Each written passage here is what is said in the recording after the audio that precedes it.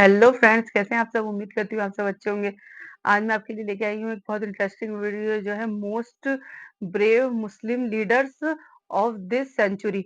तो आइए देखते हैं कि वीडियो में क्या है और इसमें कौन से लीडर्स हैं जो बहुत ज़्यादा ब्रेव हैं और पहले के टाइम में के लीडर्स जो होते थे वो काफ़ी ब्रेव होते थे। हमारे हुज़ूर के टाइम में वो बहुत एक ब्रेव लीडर थे और उनके टाइम में जो और लीडर्स होते थे वो भी बहुत ब्रेव होते थे। तो अब देखते हैं इस सेंचुरी के जो लीडर्स हैं वो कितने ब्रेव हैं। तो आइए स्टार्ट करते हैं अपनी वीडियो और इस वीडियो का ओरिजिनल लिंक आपको डिस्क्रिप्शन बॉक्स में मिल जाएगा, वहां जाके चेक कर सकते हैं। तो आइए स्टार्ट करते हैं वीडियो। दोस्तों क्या हुआ जब एक मुसलमान औरत के पुकारने पर सद्दाम हुसैन ने पूरे इसराइल को आग लगा दी थी। और क्या आप जानते हैं कि किस तरह सऊदी अरब के एक बादशाह ने अमेरिका और पूरे यूरोप का जीना हराम कर दिया था। प्लस क्या हुआ जब इमरान खान ने यूनाइटेड नेशन में नबी करीम सल्लल्लाहु अलैहि वसल्लम पर ऐसी स्पीच दी कि पूरी मुस्लिम उम्मत का दिल जीत लिया। वेल, आज की इस वीडियो में मैं आपको इस सदी के सबसे पावरफुल मुस्लिम लीडर्स के बारे में बताने जा रहा हूं। तो शुरू करते हैं अपना काउंटडाउन। किंग फैसल दोस्तों पाकिस्तान के अंदर दुनिया की तीसरी सबसे बड़ी मस्जिद बनाने वाले सऊदीया के किंग शाह फैसल थे। शाह फैसल उम्मत मुस्लिमा के सबसे ब्रेव और जीनियस लीडर्स में से एक थे। इन्होंने फलस्तीन के मुसलमानों को इतना सपोर्ट किया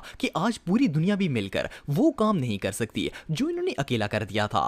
आप बिलीव नहीं करेंगे कि 1973 में इन्होंने अमेरिका और यूरोपियन कंट्रीज को ऑयल देना बंद कर दिया था क्योंकि वो लोग इसराइल को सपोर्ट करते थे। शाह फैसल के एक हुक्म से अमेरिका और यूरोप में डिजास्टर आ गया था। वहां पेट्रोल और डीजल की कीमत 300% बढ़ गई थी और इनकी इकोनॉमी कोलैप्स हो गई थी। 2 सालों तक अमेरिका और पूरा वेस्ट मिलकर किंग फैसल का तख्ता पलटने की कोशिश करता रहा, लेकिन वो लोग इस काम में नाकाम रहे। फिर आखिर किसी तरह काफरों ने साजिश करके इन्हीं के भतीजे को अपने साथ मिला लिया और उस गद्दार ने शाह फैसल को कत्ल कर दिया। आपको बताता चलूं कि शाह फैसल का वो भतीजा अमेरिका में स्टडी करता था और सीआईए ने इसी चीज का फायदा उठाकर उस गद्दार को अपने साथ मिला लिया।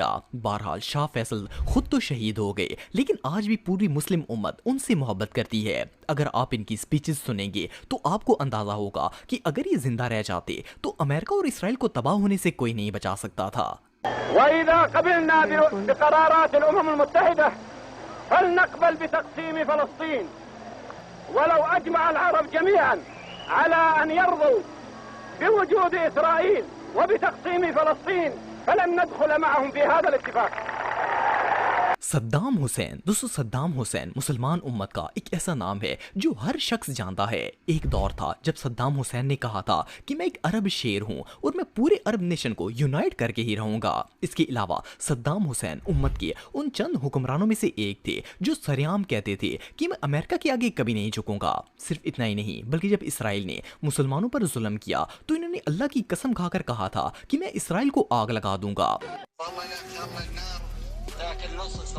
और ये सिर्फ एक स्पीच ही नहीं थी बल्कि 1991 में एक मुसलमान औरत ने सद्दाम हुसैन को पुकारा और कहा कि मेरी मासूम बच्ची को इसराइल की फोर्सेस ने कत्ल कर दिया है।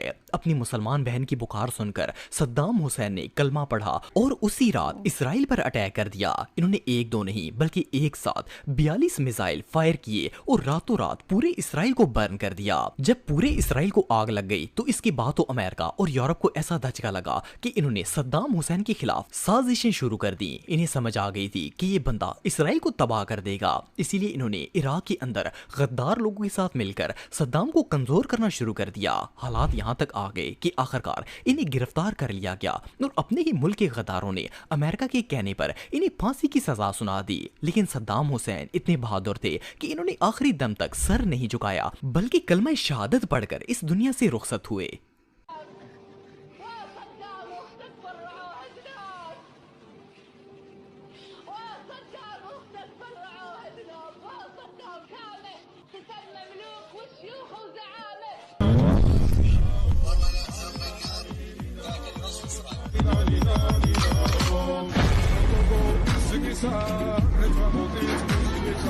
मुअम्मार कज़ाफ़ी दोस्तों दुनिया पर हुकूमत करने वाले सबसे पावरफुल लीडर्स में कर्नल कज़ाफ़ी का नाम टॉप ऑफ द लिस्ट आता है। इसका अंदाजा आप इस बात से लगा सकते हैं कि कर्नल कज़ाफ़ी ने लगातार 40 साल तक लीबिया पर हुकूमत की थी। ये इतने निडर लीडर थे कि अमेरिका समेत पूरे यूरोप को अपने जूते पर लिखते थे। वैसे तो 40 साल किसी की हिम्मत नहीं हुई कि इन्हें अपने इक़्तिदार से निकाल सके, लेकिन अमेरिका और वेस्ट हर हाल में इन्हें कमजोर करना चाहता था क्योंकि कर्नल कज़ाफ़ी इनके लिए बहुत बड़ी रुकावट थे। एक दफा तो इन्होंने अमेरिका और यूरोप का ऑयल भी बंद कर दिया था और डिमांड की थी कि हम लोग डॉलर्स में नहीं बल्कि लीबिया की करेंसी में ट्रेड करेंगे। इवन यूनाइटेड नेशन में तो इन्होंने सारी दुनिया के लीडर्स के सामने इनकी शराइत के लेटर को चेयरमैन के मुंह पर दे मारा था। वेल, जब अमेरिका और इसराइल ने देखा कि मुअम्मर कज़ाफी को किसी सूरत कमजोर नहीं किया जा सकता तो इन्होंने मुल्क के गद्दारों को खरीदना शुरू कर लिया और आहिस्ता आहिस्ता खाना जंगी के जरिए इनके अपने ही मुल्क के लोगों को इनके खिलाफ कर दिया।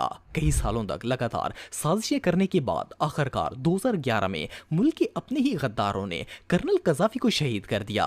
जब तक ये जिंदा थे लीबिया की इकोनॉमी स्टेबल थी, लेकिन इनकी वफात के बाद तो लीबिया पूरी तरह से डिस्ट्रॉय हो गया और आज तक स्टेबल नहीं हो पाया। एनीवे, जो भी हो, जब लोग ईमान बेच देते हैं तो तबाही इनका मुकद्दर बन जाती है। जुल्फिकार अली भुट्टो। दोस्तों, जुल्फिकार अली भुट्टो को पाकिस्तान का बच्चा बच्चा जानता है। ये पाकिस्तानी हिस्ट्री के सबसे जीनियस लीडर्स में से एक थे। कई इख्तलाफात है जुल्फिकार अली भुट्टो से, कई चीज़ें उन्होंने बड़ी गलत की, लेकिन मैं आज ये कहता हूं कि वो एक खुददार लीडर था। भुट्टो भी उन मुस्लिम लीडर्स में से एक थे जो कि गुलामी के खिलाफ थे और अपने मुल्क को एक डेवलप नेशन बनाना चाहते थे। ऑफ कोर्स कई हुक्मरानों की तरह इनके अंदर भी कई खामियां थी, लेकिन एज ए प्रेसिडेंट ये अपने मुल्क के हक में काफी सीरियस थे। साहब, इनसे कितनी भी गलती होगी, मैं भी इंसान हूँ, इंसान से खता होती है, लेकिन कश्मीर के मुज़ाकरात में मैं अपनी नींद में भी गलती नहीं कर सकता हूँ। बेसिकली भुट्टो भी बैरूनी ताकतों के खिलाफ थे। मॉडर्न डिप्लोमेसी यूरोप की रिपोर्ट के मुताबिक भुट्टो इतने जीनियस थे कि इन्होंने सदर का ओहदा संभालते ही सबसे पहले अरब कंट्रीज के साथ अपने रिलेशन बनाना शुरू किए, क्योंकि ये जानते थे कि पाकिस्तान को तरक्की देने के लिए गल्फ और दूसरे मुस्लिम कंट्रीज की सपोर्ट जरूरी है। इनके दौरे हुकूमत में तो टर्की, यूएई, सऊदीया, ईरान और इराक पाकिस्तान के फुल सपोर्ट में थे। इवन भुट्टो ने इसराइल के खिलाफ भी आवाज उठाई थी। इनके दौरे हुकूमत में पाकिस्तान मुस्लिम नेशन का सबसे इंपॉर्टेंट कंट्री बन गया था, लेकिन काफरों को ये बात कैसे हजम हो सकती थी। पहले इन लोगों ने जियाउल हक को मोहरा बनाकर नवाब कसूरी के कत्ल केस में जुल्फिकार अली भुट्टो को शहीद करवाया, फिर जियाउल हक को भी एक प्लेन हादसे का बहाना बनाकर कत्ल करवा दिया। वेल, इस बात में कोई शक नहीं है कि अगर जुल्फिकार अली भुट्टो जिंदा रहते तो पाकिस्तानी इकोनॉमी ग्रो करनी थी और दुश्मनों को किसी भी सूरत ये बात कबूल नहीं थी। I will not be a party to it. My country hearkens for me. Why should I waste my time here in the Security Council?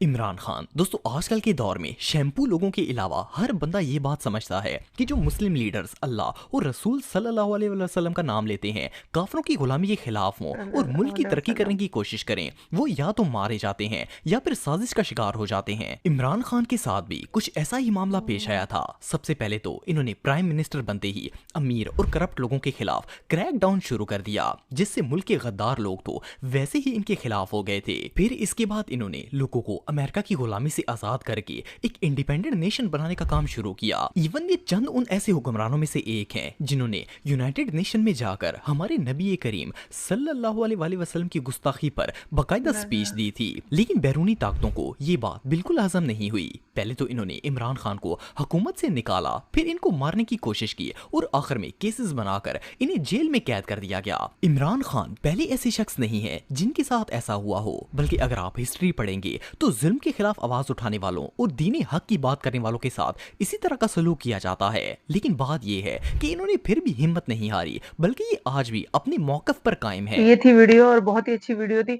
और इसमें हमने ये देखा कि काफी ब्रेव लीडर्स थे। इन्होंने जैसे शाह फैसल के बारे में बताया, उन्होंने किस तरीके से फिलिस्तीन का साथ दिया और उन्होंने अमेरिका का ऑयल बंद कर दिया था, और इन्होंने अली भुट्टो के बारे में बताया और इमरान खान के बारे में बताया कि काफी ब्रेव लीडर्स होते थे, तो इनके बारे में कहना पड़ेगा कि वाकई ये लोग काफी ब्रेव थे। और ये देखा गया है कि इनके ये जो अंदर के ही जो लोग होते थे, इनके मतलब अपने ही होते हैं जो इनके साथ दगा करते हैं और इनको मार देते हैं, तो इनके साथ ही इनके अपने ही होते हैं। तो गाइस, ये थी मेरी वीडियो। आई होप आपको पसंद आई हो। आपको अगर ये मेरी वीडियो पसंद आई हो तो मेरी इस वीडियो को लाइक करें, शेयर करें, कमेंट करके बताएं कि आपको वीडियो कैसी लगी, और मेरे चैनल को सब्सक्राइब करें, ज़्यादा से ज़्यादा शेयर करें। मिलते हैं हम नेक्स्ट वीडियो में। अल्लाह हाफ़िज़।